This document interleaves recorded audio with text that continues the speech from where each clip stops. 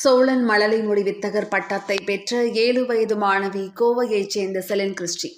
7 வயதே ஆன மாணவி செலின் கிறிஸ்டி தமிழில் 50 பக்தி மற்றும் இலக்கிய பாடல்களை 50 நிமிடங்களுக்குள் ஒப்புவித்த அதேவேளை தமிழ் மொழிக்குள் பயன்பாட்டில் இருக்கும் 100 வேற்றுமொழி சொற்களை அடையாளப்படுத்தியுள்ளார்.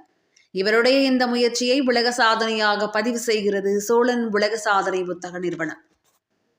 உலகில் இன்று வாழும் மொழிகளில் முதல் மொழியான தமிழின் நீட்சியை தொடர்ச்சியாக உறுதி செய்வதற்காக முடிந்தவரை பேசும்போது தமிழில் பேசலாம், தமிழில் கையெழுத்திடலாம், விண்ணப்பங்களையும் முறைப்பாடுகளையும் தமிழில் நிரப்பலாம், அஞ்சல் மற்றும் தூதஞ்சல் அனுப்பும்போது தமிழில் பெறுநர் அனுப்புனர் என்று முகவரி எழுதி அனுப்பலாம், கல்வி மற்றும் வணிக நிறுவனங்களில் வைக்கப்படும் பெயர் பலகைகளில் தமிழ் மொழிக்கு முன்னுரிமை அளிக்கலாம் என்பது பற்றிய விழிப்புணர்வை ஏற்படுத்துவதுதான் இந்த உலக சாதனை நிகழ்வின் நோக்கமாகும் என்று மாணவியை பயிற்றுவித்த கோவை மவுண்ட் கார்மல் நர்சரி மற்றும் பிரைமரி பள்ளியின் தாளாளர்கள் சுகிர்தா மற்றும் வனிதா ஆகியோர் பேசினர்.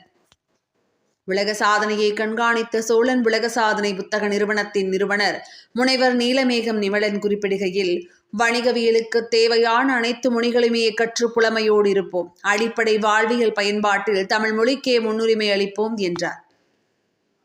சோழன் உலக சாதனை படைத்த மாணவிக்கு சட்டகம் செய்யப்பட்ட சான்றிதழ் நினைவுக்கேடையும் தங்கப்பதக்கம் அடையாள அட்டை மற்றும் ஃபைல் போன்றவை நடுவர்களால் வழங்கி பாராட்டப்பட்டது. சோழன் உலக சாதனை படைத்த மாணவியின் மொழித்திறனை பாராட்டி சோழன் மழலை மொழி வித்தகர் என்ற பட்டமும் சோழன் நிறுவனத்தினால் வழங்கப்பட்டது.